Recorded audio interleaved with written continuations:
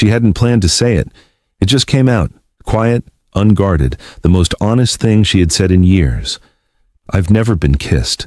Jesse turned to look at her. He didn't laugh, didn't look away, didn't fill the silence with something careless the way most men would.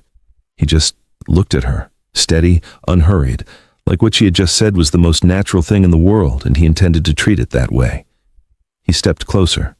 His hand came up and his fingers found her face, gentle, certain, and he tilted her chin up until her eyes had nowhere to go but him. "Then I'll be your first." His thumb moved slowly across her cheek. "And if you permit me, Cor," he leaned in, stopped just short, close enough that she felt every word before she heard it. "I'll be your last." Her breath caught. 6 years. 6 years she had spent making herself small, making herself quiet, making herself into someone who didn't ask for anything and didn't expect anything back.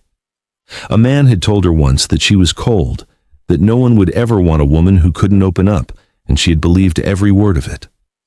Until Jesse. Until right now. And the part that undid her most wasn't what he said. It was that he was still waiting, still holding her face, still looking at her like he had all the time in the world and had already decided exactly how he wanted to use it. Before we dive in, which city are you watching from? Drop it in the comments right now, and if you are new here, hit that subscribe button and turn on your notification bell so you never miss a story like this one. We are just getting started. Cor had never been the kind of woman who waited for help. She was up before sunrise every morning, boots on before she was fully awake, moving through the property her father had left her with the quiet efficiency of someone who had learned that standing still cost more than moving forward. She checked the fence line, fed the horses, hauled water from the creek with both hands, and never once stopped to wonder if there was an easier way.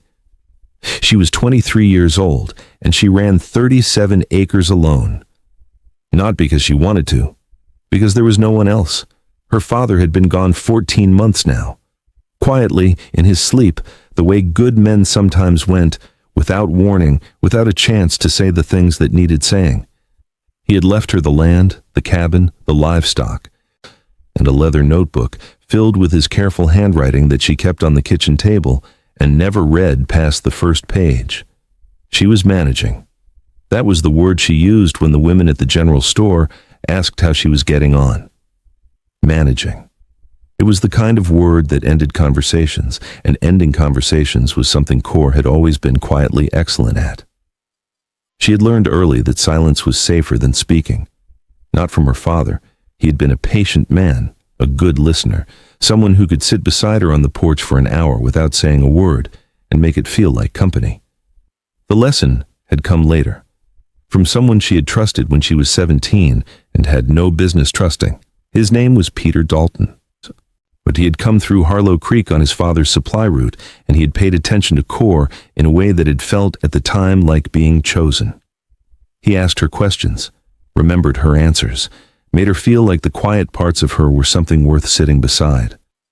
And then one evening she went still the way she sometimes did, just thinking, just breathing, just being herself, and Peter looked at her with something new in his face. "You know what your problem is?" He didn't wait for her answer. "You're cold, Cor. Pretty enough, but there's nothing coming out of you. No warmth, no give." He shook his head. "A man wants to feel something. With you, it's like sitting next to a closed door." She didn't answer. She never answered things like that. Peter rode out 2 days later. And Cor took every word he had said and pressed it down somewhere deep and quiet, and she built her whole life around it, useful, capable, invisible. She would be the woman who fixed her own fences, who never asked, who never reached, who never let anyone close enough to say something like that again. It had worked. For 6 years, it had worked perfectly, until the notice arrived. 60 days ago, though it was dated 90 days prior, which she suspected was not an accident, a legal document appeared at her door bearing the seal of the new county magistrate's office. The language was dense and deliberate, written to confuse before it clarified. But the meaning, once she cut through it, was simple. An old territorial provision required sole female landowners without a male co-signatory to re-register their land claims under the new magistrate's office. Her father's name was the only name on the deed. Her father was gone. She had 30 days left to find a legal solution, or the 37 acres he had spent his life building would no longer belong to her. She had read it twice, set it on the table beside his notebook, and gone straight out to the barn. Her hands needed something to do. She knew who had sent it. Everyone in Harlow Creek knew Silas Morrow by now, the county magistrate who had arrived 6 months ago with a leather satchel and a practiced smile and had made himself look essential to the town before anyone thought to look at him too carefully. He had come to her door once, 3 weeks after the notice, when he stood on her porch with his hat in his hands and his eyes moving over her property the way a man's eyes moved over something he had already decided was his. "There are ways to make this simpler, Miss Core," he had said, pleasant as Sunday morning. "For a woman in your position, marriage to the right man would resolve the legal question entirely. The claim disappears. The land stays yours." A pause. Think on it. She had closed the door in his face, and then she had stood with her back against it and her hands shaking at her sides, and she had thought, for the first time in 6 years, that being alone might actually cost her everything. That was the morning Jessie's horse came up the creek road. She was at the fence line when she heard it, hoofbeats unhurried coming from the south. She straightened up and shaded her eyes and watched the rider come through the gap in the tree line, tall in the saddle, dark hair curling slightly at his temple, green eyes that found her across the distance before his horse had fully stopped. He pulled up at the gate and looked at her for a moment without speaking. Then, your father used to say this was the prettiest stretch of land in Wyoming." His voice was low and unhurried. "I wanted to see if he was right." Core looked at him. "He was right," Jessie said quietly, "about the land." And something in the way he said it, the pause before land, the way his eyes didn't move from her face, made her feel, for one unguarded second, like Peter Dalton had been wrong about everything. She shut the feeling down immediately, but it had already been there. Darren, that was the problem with Jessie from the very first moment. He had a way of getting through doors that were supposed to be closed. Stop right here. If you have ever worked hard for something and felt like the world was trying to take it from you anyway, type yes in the comments. I want to know I am not telling this story alone, and if someone needs to hear this today, share it with them right now. Let's keep going. She did not invite him to stay. That was the first thing. She had not offered it, had not suggested it, had not given any indication that his presence on her property was anything other than a courtesy she was extending out of respect for what he had meant to her father. She had pointed him to the barn, told him the water pump was around the back, and gone inside without looking at him again. Jessie had stayed anyway, not in a way that pushed, not in a way that demanded anything from her. He had simply woken up the next morning, walked out of the barn before she was done with her first fence check, and started working. No announcement, no asking where to begin. He had looked at the property the way her father used to look at it, the way a man looked at land he intended to understand, and then he had picked up the axe beside the woodpile and started splitting. She had watched him from the corner of her eye for exactly 4 seconds before she made herself look away. By the third day, she had stopped pretending she wasn't watching. He worked the way very few men worked, without performance, without looking around to see if anyone was noticing. He reposted the entire east fence line in a single afternoon, while driving each post with a clean economy of movement that told her he had done it 1,000 times before. He found the soft spot on the barn roof without her telling him it was there, climbed up before she could object, and had it patched and sealed before the sun moved past midday. He did not ask for her approval when he finished. He just climbed down, dusted his hands off on his jeans, and moved to the next thing. That bothered her more than she wanted to admit. She was used to being the most competent person on her own property. Having someone match that, quietly, without making a point of it, was unsettling in a way she didn't have a name for yet. On the 4th day, he replaced the well rope.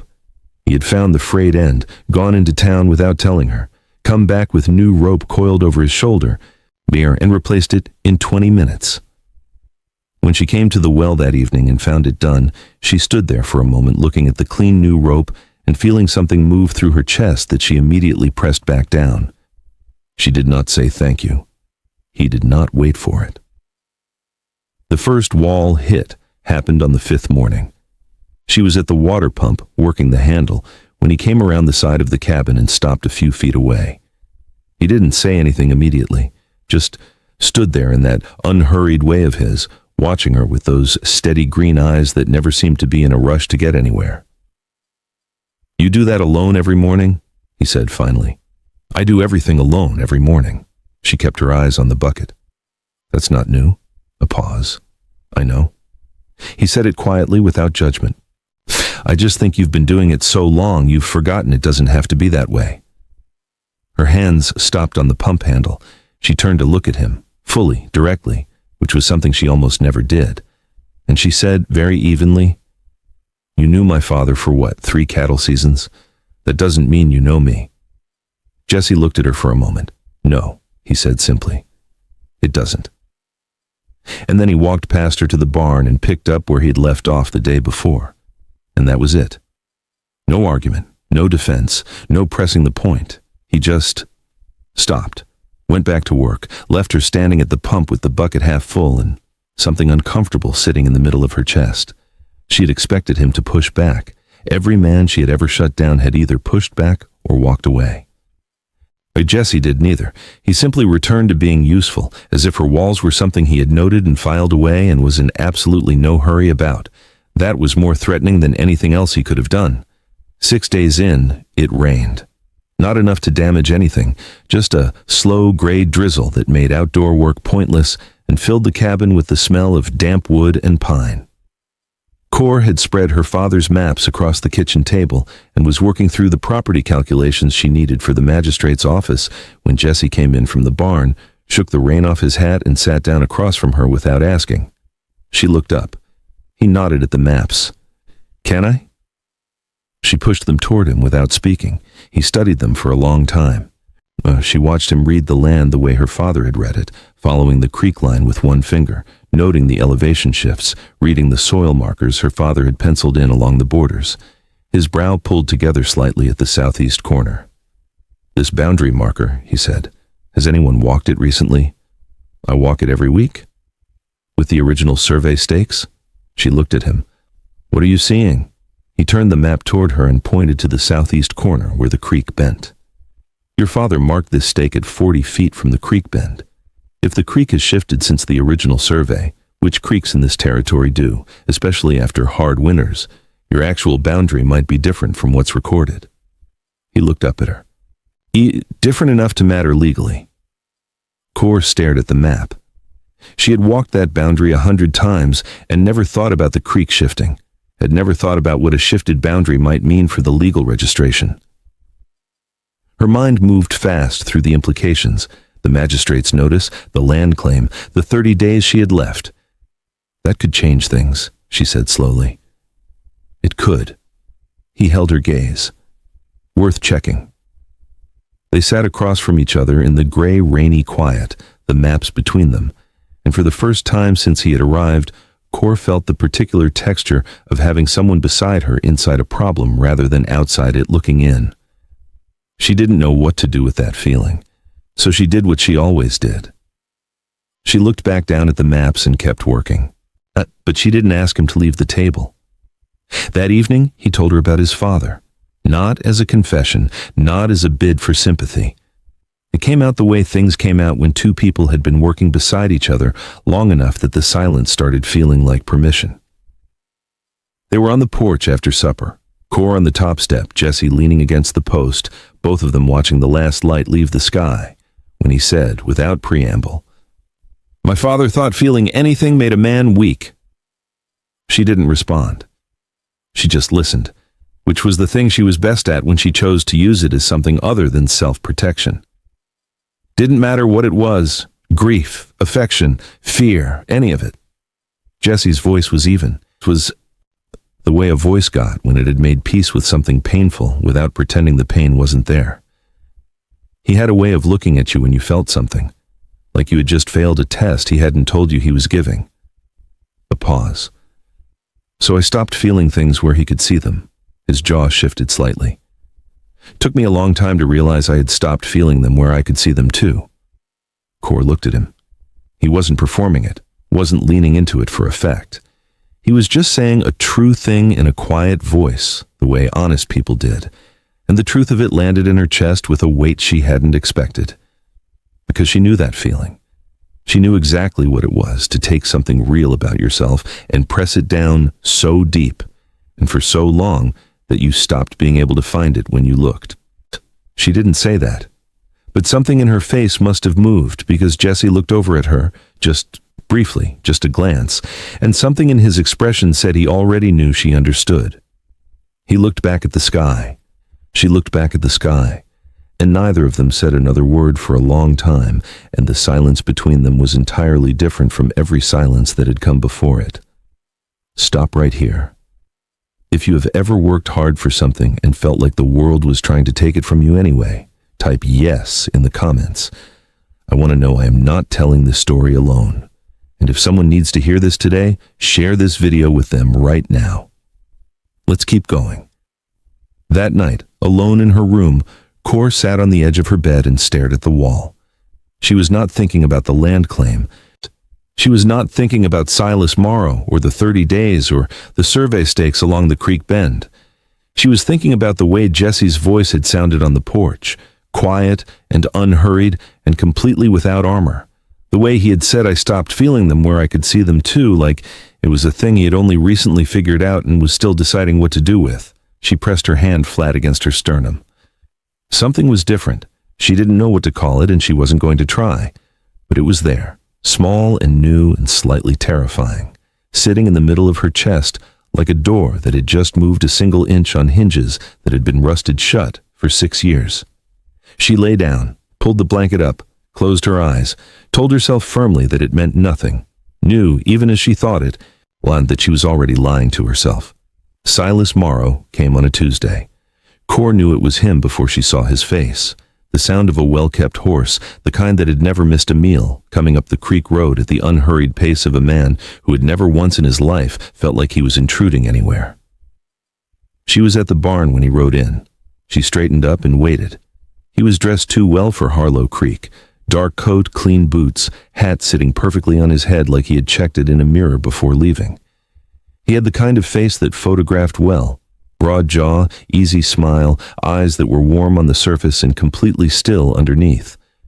He dismounted and looked around the property slowly, the way a man looked at something he was already mentally rearranging. Then he looked at her and smiled like they were old friends. "Miss Cor?" He held his hat to his chest. "I hope I am not catching you at a bad time." "You are," she said. "What do you want, Mr. Morrow?" His smile didn't flicker. Men like Silas Morrow had smiles that were bolted on. "Just a conversation." He glanced toward the cabin. "Perhaps inside?" "Here is fine." A brief pause. Something moved behind his eyes. Not anger, not yet. Just a small recalibration. He put his hat back on and folded his hands in front of him like a man about to deliver a sermon. "I wanted to speak with you personally about the registration notice, as a courtesy." His voice was warm, reasonable, the voice of someone doing you a favor by showing up at all. "The 30-day window closes at the end of the month. I would hate for you to lose this property on a legal technicality when there are options available to you." Cor looked at him steadily. "I am aware of my options." "Are you?" He tilted his head slightly. "Because from where I stand, Miss Cor, your options are narrowing considerably." He looked out across the 37 acres, the fence line Jesse had reposted, the barn with its newly sealed roof, the well with its clean new rope, and something in his expression sharpened. "This is good land. Your father built something real here. It would be a shame to watch it pass out of your hands over something as simple as a signature." "Whose signature?" He looked back at her, the smile again. "A husband's signature would resolve the entire matter. The provision is clear on that point. A married woman with a co-signatory faces no registration requirement whatsoever." A pause, deliberate and weighted. "I'm in a position to make this very simple for you, if you are willing to be reasonable." The word reasonable landed like a stone in still water. Cor felt the anger move through her, clean and cold and completely controlled. She had learned a long time ago not to let men like this see what they were doing to her. Showing it gave them something to work with. I will have a legal response to your office before the deadline, she said. Good day, Mr. Morrow. His smile thinned, just slightly, just enough to show her what was underneath it. Miss Core, his voice dropped, the pleasantness wearing the way paint wore off old wood. I want you to understand something clearly. This provision exists. It is legal. It is enforceable. And I have both the authority and the intention to enforce it if you do not resolve this matter through the appropriate channels. He let that sit for a moment. The appropriate channels being the ones I have already outlined for you. He put 2 fingers to his hat brim. End of the month, he said. Think carefully. He mounted his horse and rode back down the creek road at the same unhurried pace he had arrived with, and Core stood in the yard and watched him go and did not move until the sound of his horse had completely faded. 23 days. That was what she had. 23 days before Silas Morrow's office could legally begin the process of stripping the deed from her name. Though she had gone over the numbers that night at the kitchen table, with her father's maps spread out around her and a candle burning low beside the notebook, the legal challenge would cost money she didn't have. A territorial lawyer would need to be retained. The nearest one was in Casper, 2 days' ride, and retained lawyers did not work on goodwill and good intentions. She had done the calculation 3 times. Each time it came out the same. She was short, not by a little, by enough that being short by a little would have felt like luxury. The survey stake angle Jessie had identified was her strongest card. If the creek had shifted enough to alter the recorded boundary, the original land claim might be challengeable on technical grounds, which could potentially invalidate the provision's application to her property entirely. But that required a licensed surveyor, and a licensed surveyor also cost money. She closed the notebook, opened it again, closed it. Every door she pushed on pushed back harder. She was not a woman who collapsed under pressure. She was a woman who calculated, who found angles, who worked the problem until the problem gave. But this problem had been designed specifically to have no angles. Silas Morrow had not built this trap carelessly. He had built it the way patient men built things, slowly, legally, with no visible seams. She sat back in her chair and pressed both hands flat on the table and breathed. 23 days. She didn't hear Jessie come in from the barn. She just looked up, and he was standing in the doorway, reading her face with those steady green eyes. And she realized her hands were still pressed flat on the table, and the candle had burned down to almost nothing, and she had no idea how long she'd been sitting there. He looked at the maps, at the notebook, at her. He crossed the room without a word, pulled the chair out across from her, and sat down. Tell me, he said. Not what's wrong. Not are you all right. Just tell me. Like he had already decided he was staying inside whatever this was with her, and only needed her to begin. Something cracked in her chest. Very small, very quiet. She told him all of it. The notice, the deadline, the legal provision, the cost of the lawyer, the survey stake possibility, the visit from Morrow that afternoon, the smile that didn't reach his eyes, and the threat underneath the courtesy.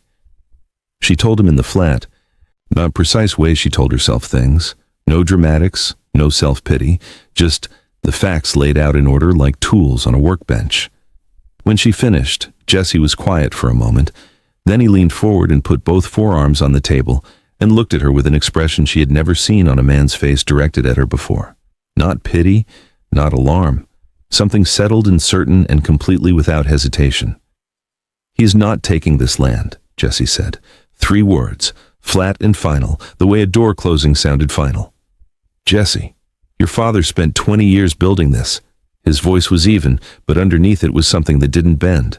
I am not going to sit across from you and watch Silas Morrow take it because he found a legal mechanism and a deadline. He held her gaze. I'm not riding away from this. Yeah, you need to know that right now. Core looked at him. She had been alone for 14 months, had handled everything, the grief, the land, the work, the fear, in the particular silence of a person who had stopped expecting anyone to show up. And here was this man sitting across her kitchen table in the low candlelight, telling her in the quietest, most certain voice she had ever heard that he was not going anywhere. She didn't know what to do with that. So she looked down at the maps.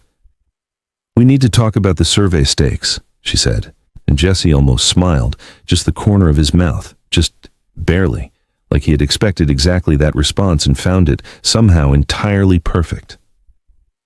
"We do," he said, and pulled the map toward him. Morrow had been gone less than an hour, but his presence sat over the property like weather that hadn't finished arriving yet. Cor washed the supper dishes in silence.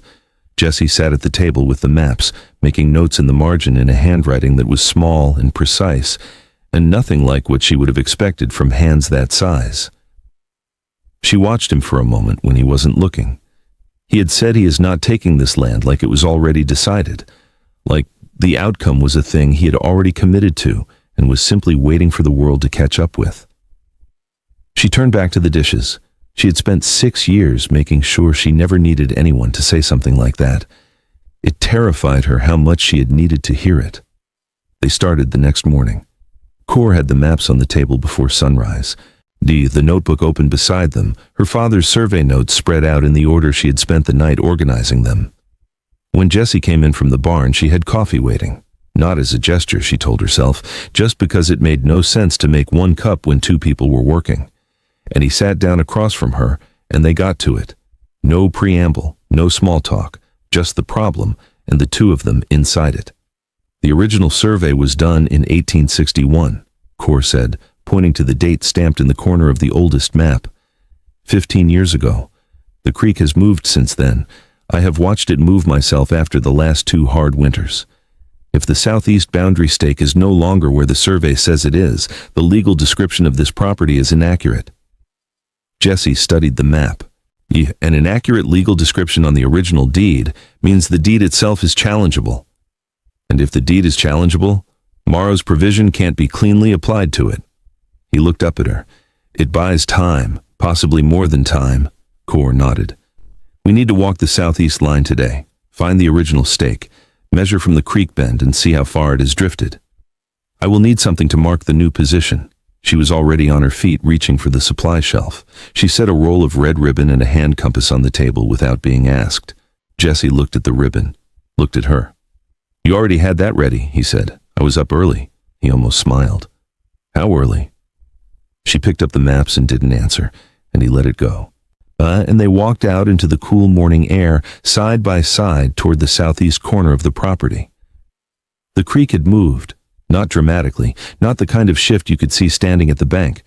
But when Jesse drove the measuring stake at 40 feet from the current bend and Cor held the compass line steady, they both saw it at the same moment.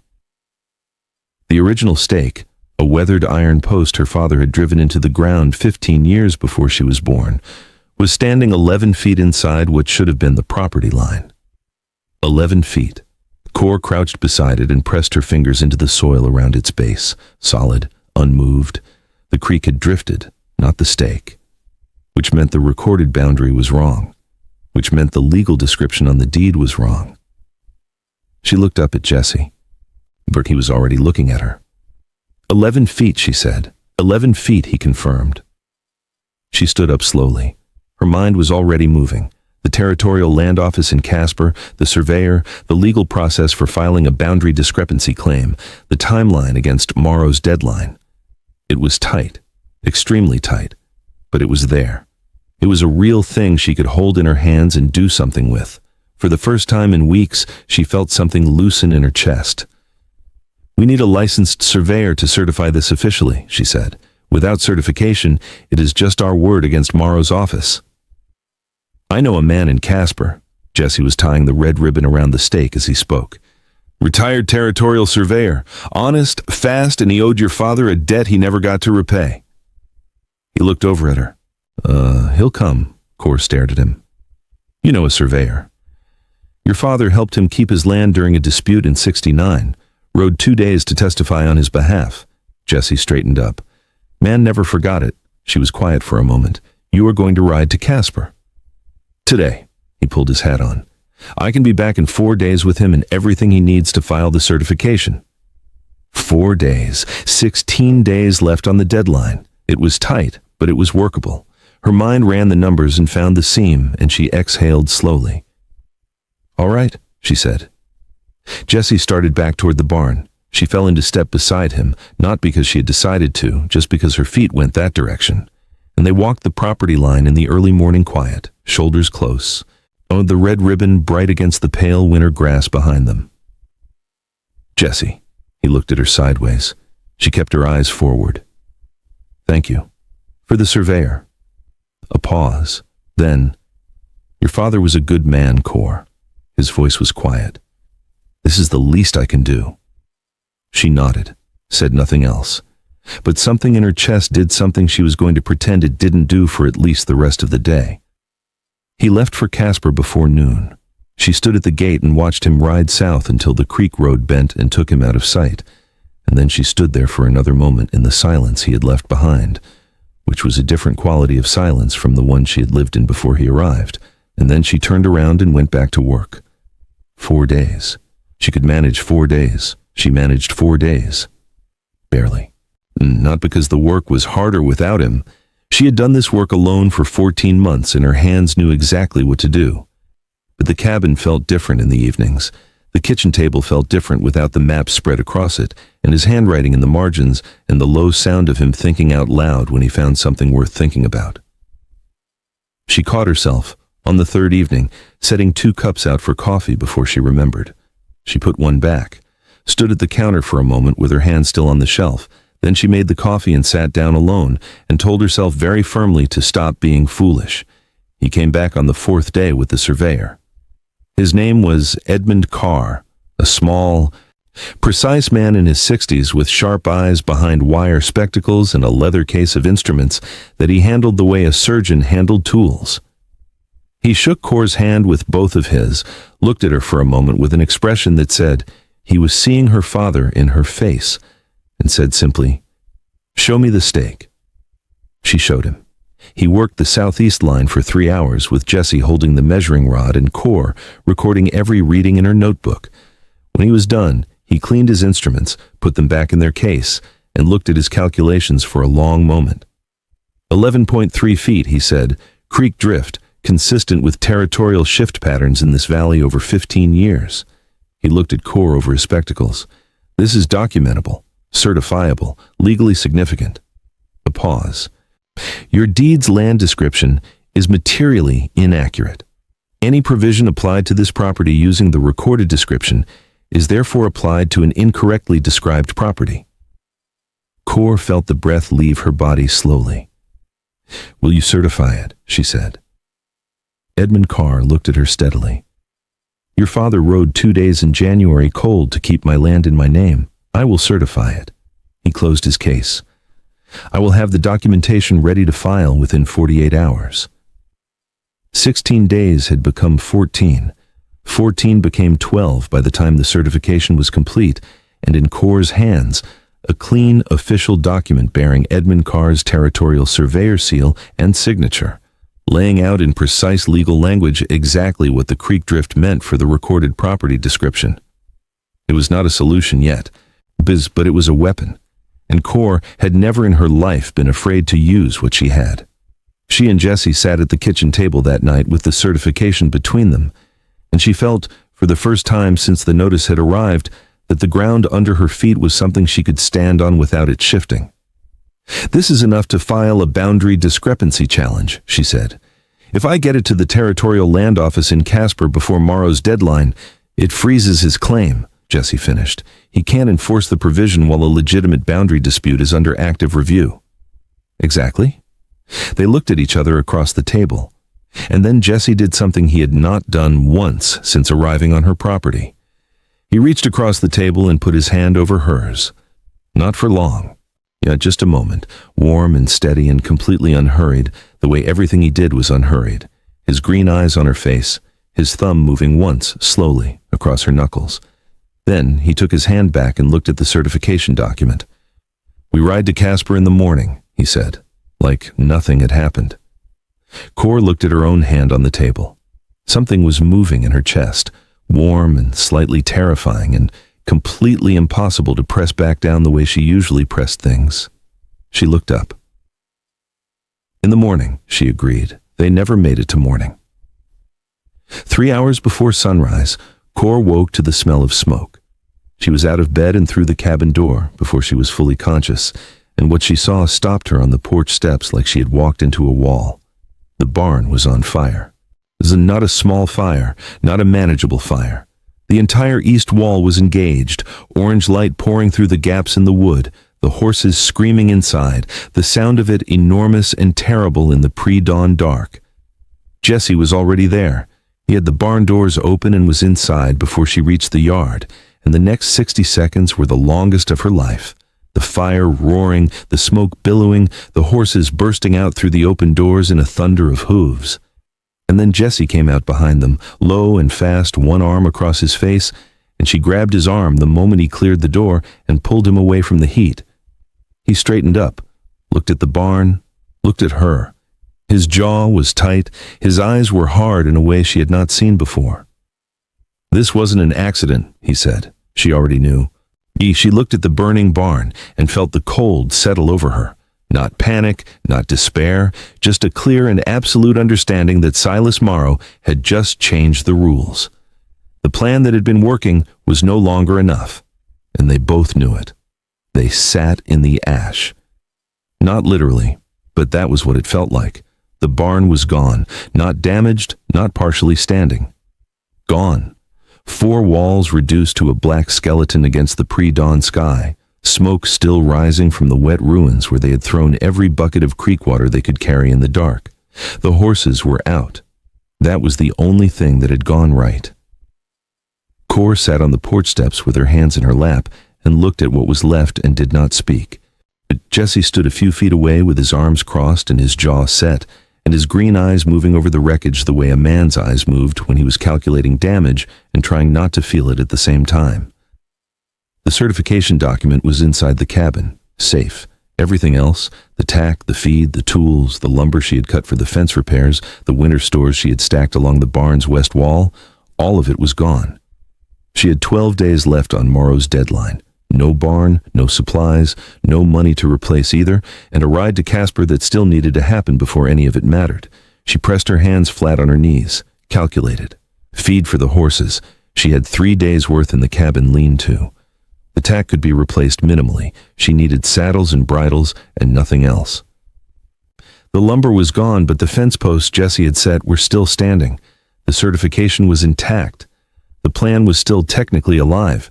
She ran through it twice, found the same answer both times. It was still possible. Barely. By the thinnest margin she had ever worked with, but possible. She stood up. "We can still ride in the morning," she said. "I have enough feed for Cor." Something in his voice stopped her. She turned to look at him. He was already looking at her, not at the barn, not at the damage, at her, and his expression was different from anything she had seen on his face before. Not the settled certainty he usually carried, something underneath that, something that had been there for a while and was only now showing at the surface. "Sit down," he said quietly. "I don't need to sit down. I need to, please." That word in that voice did something to her legs. She sat. He came and sat beside her on the porch steps, close, their arms almost touching. He leaned forward with his elbows on his knees and looked out at the ruined barn and was quiet for a long moment. Then, "He's going to keep coming," Jesse said. "You know that." "I know. The certification slows him down. It doesn't stop him." He turned his head to look at her. "A man like Morrow doesn't stop when a legal avenue closes. He finds another one, or he stops using legal avenues altogether." She held his gaze. "I know that too. Then you know that filing the certification and riding back to Harlow Creek and waiting is not enough." His voice was even. "He burned your barn, Cor, tonight, because you found a way to fight back. What do you think he does next when you file that document?" She knew the answer. She had known it the moment she saw the fire. She just hadn't wanted to say it out loud because saying it out loud made it a real thing she had to stand inside of. "He escalates," she said. "Yes." Silence. The smoke from the barn drifted slow and gray across the yard. One of the horses moved in the dark beyond the fence, hooves soft on the grass. The creek ran steady and indifferent in the distance. Cor looked at her hands. She had been holding everything together for 14 months. 14 months of managing alone, calculating alone, carrying alone. She was good at it. She'd become so good at it that she had stopped noticing the weight, had just recalibrated her posture around it and kept moving. But sitting on these steps, looking at the black skeleton of her father's barn with 12 days left and a man who had just proven he was willing to burn things down, she felt the weight. All of it. All at once. Her hands started shaking. She pressed them together in her lap so Jesse wouldn't see. But he was sitting close enough that he felt it, the slight tremor moving through her, the breath she pulled in that was slightly too controlled to be natural, and he turned toward her fully. He didn't say anything. He just reached over and covered both of her hands with one of his, and that single quiet gesture, no words attached, no performance around it, was the thing that undid her. Not the barn, not Morrow, not the 12 days or the deadline or the money she didn't have. His hand over hers in the dark. But she felt the tears come before she could stop them. Not dramatic, not loud, just 2 tears that moved down her face in the firelit dark before she could catch them. And she turned her face away from him immediately. Cor, I'm fine. You don't have to be fine. Jesse, look at me. She didn't want to. Looking at him right now felt like standing at the edge of something she had spent 6 years walking carefully around, but his voice was so quiet and so certain that her face turned toward him before she had decided to let it. He was looking at her the way he always looked at her, steady, unhurried, like she was something worth the full weight of his attention, and up close, in the low gray light of the pre-dawn, with the smoke still rising behind him and his hand warm over hers, from the expression on his face was something she had no word for. Say it, he said softly. Whatever you are carrying right now, say it. She shook her head. Cor. I don't... She stopped, started again. I don't know how to do this. Do what? She looked at him. Let someone in. The words came out smaller than she intended, more honest than she had planned. I don't know how. I stopped knowing how a long time ago, and She pressed her lips together. Someone told me once that I was cold, that I was a closed door, that no man would ever want... She stopped again. Jesse's jaw tightened. He was wrong, he said, flat, immediate, like the words had been waiting. You don't know that. I know exactly that. He turned toward her fully now, his knee against hers, his hand still over hers. I have been sitting across from you for 2 weeks, Cor. I have watched you run this land and work this problem and hold yourself together through things that would have broken most people I know. His voice was low and very direct. There's nothing cold about you. There's nothing closed about you. There's a woman who got hurt and built walls and called the walls her personality. His eyes didn't move from her face. That's not the same thing. She couldn't speak. He wasn't finished. And I need to tell you something. He exhaled slowly, the first time she had ever seen him look anything other than completely composed. I did not come to Harlow Creek just because of your father. She went still. I told myself that was why. His thumb moved slowly across her knuckles, near the same way it had moved across them at the kitchen table, like he couldn't help it. I told myself I owed him, that it was the right thing, that I was just checking you were all right. A pause, but I had heard about you, from him. Every cattle season for 3 years he talked about you, not the land, not the work, you. The way you read a problem, the way you went quiet when you were thinking, the way you laughed when you forgot to hold it back. His voice dropped. I came to Harlow Creek because I wanted to meet the woman your father talked about like she was the best thing he had ever done. Cor's chest was so full she couldn't find the bottom of it. Jesse, I am not finished. He leaned in slightly, just slightly. My father told me my whole life that tenderness made a man weak, and that feeling things was something to be ashamed of. And I believed him for so long that I forgot I was living inside a lie. His green eyes were very steady on hers. You are not cold, Cor, and I am not weak, and I am tired of living like either of those things were ever true. The tears on her face were dry now. She was looking at him and he was looking at her, and the whole world had gone very quiet. I don't know what to do with you, she whispered. The corner of his mouth moved. Barely. Yes, you do. She shook her head slowly. I've never... She stopped, felt the words coming up from somewhere deep and unguarded. I've never let anyone this close. I don't know what comes next. He lifted his hand from hers and brought it up to her face, slow and deliberate, the way he did everything.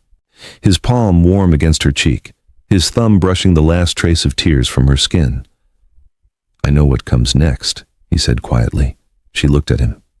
Tell me, she whispered, and he leaned in, unhurried, certain, like a man who had already decided and was simply arriving at the moment he had been moving toward since the morning he rode up the creek road, and he said it against her lips, barely a breath between them. This, I need you to stay right here. Do not move. Type I am staying in the comments because what she just allowed herself to feel took 6 years to come out, and you are not going to want to miss what happens next. Share this with someone who needs to believe in love right now. And he kissed her, not rushed, not uncertain. The way a man kissed a woman when he meant every single second of it, slow and warm and so completely present that Cor felt it move through her like the first real breath after being underwater for a very long time. Her hands came up. She didn't decide to, they just moved, and her fingers found the front of his shirt and held on. He kissed her like she was someone worth being careful with. He kissed her like he'd been thinking about it since the moment she looked up from that fence line and shaded her eyes and watched him ride through the gap in the tree line. When he pulled back, he didn't go far, just enough to look at her. His forehead dropped to hers, his hand still warm against her face, his breathing slightly uneven for the first time since she had known him. She opened her eyes. He was already looking at her. Was that? She started. Perfect, he said quietly. That was perfect. She almost laughed. The sound of it surprised her, small and genuine and completely unguarded, and she felt it move through her chest like something coming loose that had been stuck for a very long time. He smiled then. A real one, the kind that reached all the way to his eyes and changed his whole face and made him look younger and softer and exactly like the man she suspected he had always been underneath everything his father had tried to make him into. She looked at him in the gray pre-dawn light with the smoke still drifting behind him and her father's burned barn in the background and 12 days left on a deadline that could take everything from her. And she felt, for the first time in 6 years, completely unafraid of being seen. Yet she found it in her father's notebook. Not the first page. She had read the first page 100 times and put it back down because reading past it felt like accepting something she wasn't ready to accept. But the morning after the barn burned, after Jessie had gone to check on the horses and she was sitting alone at the kitchen table with the certification document in front of her and the notebook beside it, she turned the page, and then the next one, and then she stopped. Her father's handwriting filled the top half of the page in the careful, unhurried script she had known her whole life, a date at the top, 3 months before he died, and underneath it, a record she had never known existed. Survey dispute, southeast corner, creek drift confirmed by E. Carr, territorial surveyor, November 1875. Original stake position documented. Carr advises formal boundary amendment filing with Territorial Land Office would establish revised legal description and supersede all prior recorded claims on affected boundary. Filed copy held by Carr. Original held here. She read it twice. Then she turned the page. Folded carefully between the next 2 pages was a document she had never seen. Thin with age, the ink slightly faded, bearing Edmund Carr's signature and territorial seal at the bottom. Her father had already filed it, 14 months ago, before he died, before Silas Morrow arrived in Harlow Creek, before any notice or deadline or legal trap had been set. Her father had walked the southeast line, confirmed the creek drift with Edmund Carr, and filed a formal boundary amendment with the Territorial Land Office. The revised legal description was already on record, had been on record for 14 months, which meant Silas Morrow's provision applied to a property using an outdated and officially superseded legal description had been legally unenforceable from the moment he filed it. Cor sat very still at the kitchen table. Then she stood up and walked to the barn, to where the barn had been, and said, "Jessie?" He turned from the horses. She held up the document. He crossed the yard in 10 strides and took it from her hands and read it. She watched his eyes move across the page, once, twice, and then he looked up at her. "Your father filed this before he died," he said. Yes. Which means the boundary amendment is already recorded at the Territorial Land Office. Yes. Which means Morrow's legal description is based on a superseded deed record that has already been officially corrected. Yes. She looked at him steadily. He has been enforcing a provision against a property that no longer legally matches the description in that provision. Every notice he filed, every deadline he set, every threat he made, all of it was built on a legal description that was already invalid when he started. Jesse looked at the document again. Then he looked at her. He didn't know, he said. No. She took the document back carefully. He didn't know. He found an old territorial provision and an old deed record, and he built a trap around them without checking whether the foundation was still solid. She looked at the paper in her hands. My father checked. My father always checked. Something moved through Jesse's face. Not surprise, something older than surprise. The particular expression of a man recognizing something he already knew about someone he had already decided to love. He said nothing. She folded the document and pressed it flat with both hands. I need to get to Casper, she said. I need to pull the filed amendment record from the Territorial Land Office and bring it back here with Edmund Carr's original certification. She looked up. When I walk into Morrow's office with both documents, his claim doesn't just weaken, it collapses, entirely, publicly, or on the official record. Jesse nodded slowly. He filed a legal enforcement action against a property using an invalid description. That is not just an error. That is a prosecutable misuse of his office. Yes, her jaw was set. Which means I'm not just walking in there to defend my land. She let that sit for a moment. I'm walking in there to end him. Jesse looked at her for a long moment. This woman standing in the ash of her burned barn with a faded document in her hands and the clearest, steadiest eyes he had ever looked into. And he said very quietly, "Then let's ride." They left before noon. Edmund Carr was not surprised to see them. He opened his door, looked at the document Carr held out to him, and nodded slowly like a man who had been waiting for this moment to arrive since the day he filed the original amendment. I wondered when this would matter, he said. It matters now, Carr said. He went inside and came back with his own copy of the filed amendment. The Territorial Land Office receipt still attached, date stamped and registered, 14 months old and completely unimpeachable. He handed it to Carr with both hands, the way you handed someone something that belonged to them. Your father was thorough, he said. He was, she said. She looked at the two documents together, her father's original filing and Edmund Carr's supporting certification, and felt something settle in her chest that had not been settled since the first notice arrived at her door. This was real. This was solid. This was the kind of thing that did not bend under pressure or charm or legal maneuvering. This was the truth, documented and dated and registered with the Territorial Land Office, and the truth was the one thing Silas Morrow had never bothered to check. Jesse put his hand on the small of her back, light, steady, just there, as she folded both documents into the leather case Edmund Carr pressed into her hands. She looked up at him. Ready? He said. She thought about 12 days that had become unnecessary, about a barn that was now just lumber and ash, about 6 years of silence and closed doors, and a lie she had carried so long she had forgotten it was a lie. She thought about her father's careful handwriting on that notebook page, the way he had checked, the way he had always checked. Ready? She said. They rode back to Harlow Creek the next morning. The creek road was quiet. The sky was wide and pale and cold above the valley, the kind of sky that made the land feel enormous and unhurried. Their horses moved at an easy pace, shoulders level, the leather case tucked safely inside Carr's saddlebag. They didn't talk much. They didn't need to. At one point, somewhere along the last stretch before the town came into view, Jesse reached across the space between their horses and took her hand, briefly, warmly, his fingers closing around hers for just a moment before the horses shifted and the contact broke naturally. She didn't look at him, but she was smiling, small and private and entirely genuine, the kind of smile that lived on her face for only a second before she remembered herself.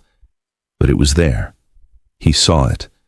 Even from the corner of her eye, she saw the way it settled over him, easy and quiet, like something he had been waiting to see for longer than 2 weeks. Harlow Creek appeared at the bend in the road. Cor straightened in the saddle. Tomorrow she was going to walk into Silas Morrow's office above the feed store with 2 documents that were going to dismantle everything he had spent months building.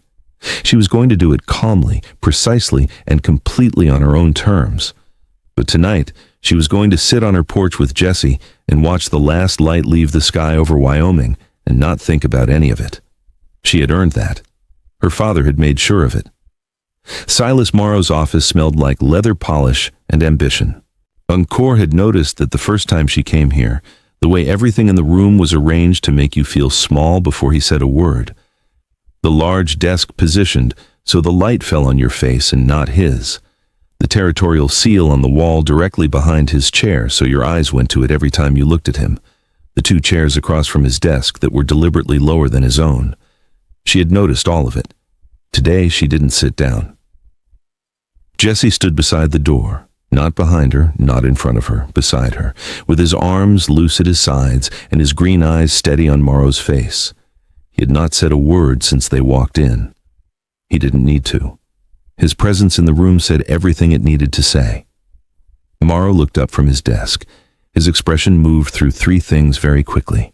Surprise, or recalibration, pleasantness. He settled on pleasantness the way a man settled on a weapon he had used before. "Miss Cor?" He leaned back in his chair. "I was not expecting you today." "I know," she said. She crossed the room and set the leather case on his desk, opened it, laid both documents out flat in front of him, her father's filed boundary amendment and Edmund Carr's supporting certification, and stepped back. "Read them," she said. Morrow looked at the documents, then at her, then back at the documents. He picked up the first one with the careful, unhurried movement of a man who was not yet willing to show concern, and he read. She watched his face. She had thought about this moment on the ride back from Casper, had imagined it different ways. Him angry, him dismissive, him reaching for another legal mechanism she hadn't anticipated. She had prepared for all of those. But what she saw moving across Silas Morrow's face as he read her father's filing was something she hadn't quite expected. She saw him understand, not slowly. All at once, the way understanding arrived when it was the kind you couldn't argue with. His eyes moved across the page and she watched the color shift slightly in his face, and his jaw set in a way that had nothing to do with authority and everything to do with a man realizing the ground he built on was not ground at all. He set the first document down and picked up the second. Read it, set it down. The room was very quiet. "The boundary amendment was filed 14 months ago," Cor said. Her voice was even and unhurried. "By my father, with Edmund Carr's certification, registered at the Territorial Land Office in Casper on November 14th, 1875. She let that sit. "The legal description on which you based your enforcement provision refers to a property boundary that was officially superseded and corrected on that date. Every notice you filed, every deadline you set, every legal action you initiated, all of it was applied to a property description that no longer existed in the territorial record when you applied it." Morrow said nothing. "That's not an oversight," she continued. "That is a misuse of your office, a prosecutable misuse under territorial statute of the Magistrates' Enforcement Authority." She reached forward and picked up both documents from his desk, slowly, deliberately, and returned them to the leather case. "I have the original filed copies. Edmund Carr has duplicates. The Territorial Land Office in Casper has the registered record." She closed the case. "There is no version of this in which your claim holds." The silence in the room had a specific texture now. Morrow looked at her for a long moment. His pleasant expression was completely gone. What was underneath it was smaller than she had expected. Not rage, not threat. Just a man looking at a situation that had closed around him on every side and finding no door. He looked at Jesse. Jesse looked back at him with the particular stillness of a man who had nothing to prove and knew it. Morrow looked back at Cor. "What do you want?" he said. His voice was flat now. The performance entirely dropped. "I want your office to file a formal withdrawal of every notice and enforcement action issued against this property," she said. "In writing. By end of this week. Copied to the Territorial Land Office in Casper." She held his gaze. "And I want you to understand that if anything happens to my property, my land, my livestock, my structures, from this day forward, Edmund Carr and I will be standing in front of the territorial governor's office within the week." A long moment. Morrow picked up his pen, set it down, picked it up again. "I will have the withdrawal filed by Thursday," he said. "Wednesday," Carr said. Another moment. "Wednesday," he agreed. She picked up the leather case, looked at him one last time. This man who had arrived in Harlow Creek with a leather satchel and a practiced smile and had spent months building a trap around a foundation he never bothered to verify. And she felt nothing dramatic. No triumph, no anger. Just the particular quiet of a problem that was finally, completely behind her. "Good day, Mr. Morrow," she said. She turned and walked to the door. Jesse opened it without being asked, and she walked through, and he followed, and the door closed behind them both with a sound that was, in its own quiet way, the most satisfying thing she had heard in months. They stood on the boardwalk outside the feed store in the thin winter sunlight. Carr exhaled slowly. Jesse stood beside her, looking out at the main street of Harlow Creek, the horses at the rail, the women moving in and out of the general store, the ordinary unhurried life of a small frontier town going about its business, entirely unaware of what had just happened in the office above their heads. He looked at her. "How do you feel?" he said. She thought about it for a genuine moment. "Like I can breathe," she said. He nodded slowly. Like that was exactly the right answer. Then he reached over and took her hand, not briefly this time, not the way you took someone's hand when you weren't sure you had permission. He took it fully, fingers threading through hers, warm and certain and completely unhurried. She looked down at their joined hands, then up at him. As he was already looking at her with that expression she still didn't have a word for, the one that made her feel like being seen was not something to survive, but something to live inside of. "Come on," he said quietly. "Let's go home." She tightened her fingers around his, and they walked down the boardwalk together, not performing anything, not announcing anything, just two people moving in the same direction with their hands joined and the whole of Wyoming territory wide open around them. If this story touched something in you, drop a heart in the comments and tell me what you felt.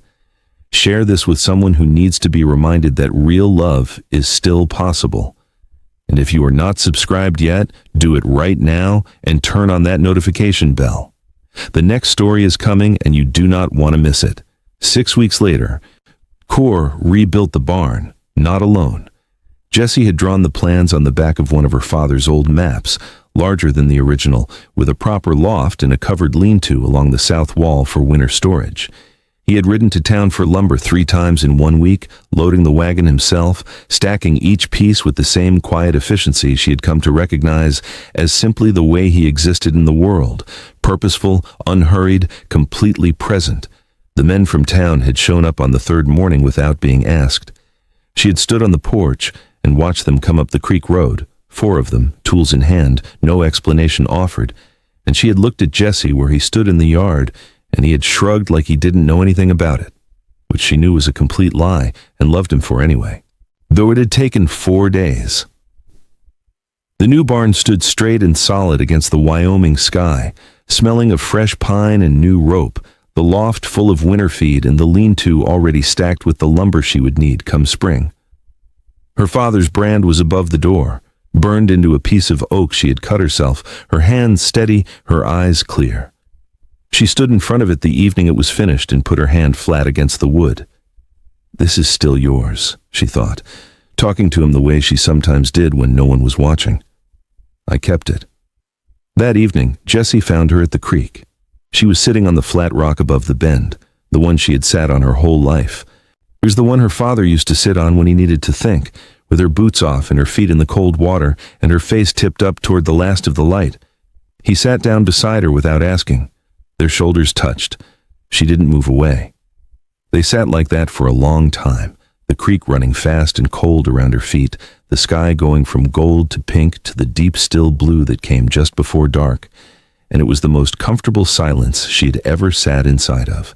Not the silence she used to build walls, not the silence of someone making themselves small and invisible and safe. Just Two people who had run out of things they needed to hide from each other. "My father used to sit here," she said finally. "I know." Jesse looked at the water.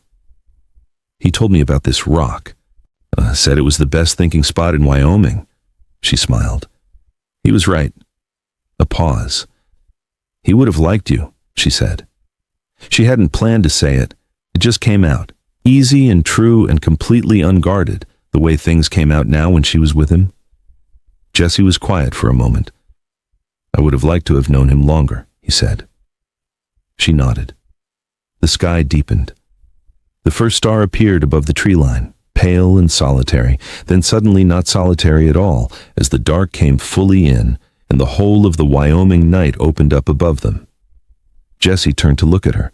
She turned to look at him, and in his green eyes, in the last of the evening light, she saw something she had spent 6 years telling herself she would never find, not because it didn't exist, but because she had been so completely convinced she was the kind of woman it would always pass over. She had been wrong. Peter Dalton had been wrong. And the most extraordinary thing, the thing she was still getting used to, still learning to stand inside of without flinching, was how simple the truth turned out to be once someone said it plainly enough and meant it completely enough and stayed long enough for her to finally believe it. She was not a closed door. She was a woman who had been waiting for someone worth opening for. He kissed her there on her father's rock with the creek running cold beneath their feet and the Wyoming stars coming out one by one above them.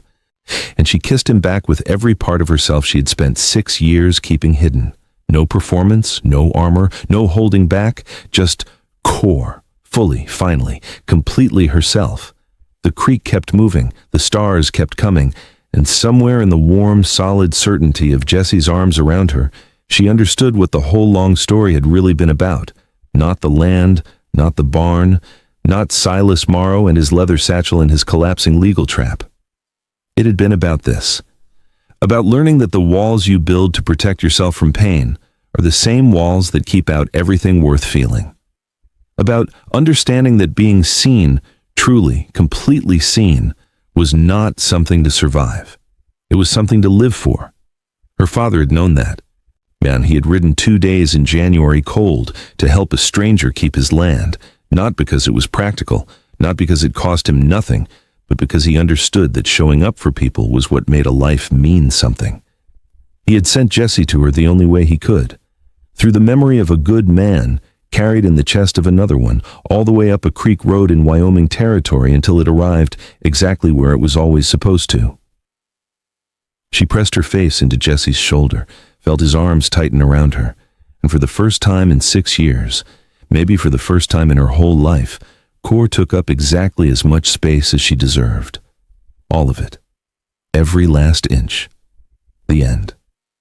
If this story gave you butterflies, if it made you believe, even for a moment, Liz, that real love is still out there. Drop a heart in the comments right now and tell me what you felt. Share this video with someone who needs it today. And if you are not part of this family yet, subscribe right now and turn on that notification bell. The next story is already coming, and you do not want to miss it. Thank you for watching Redwood Chronicles. We will see you in the next one.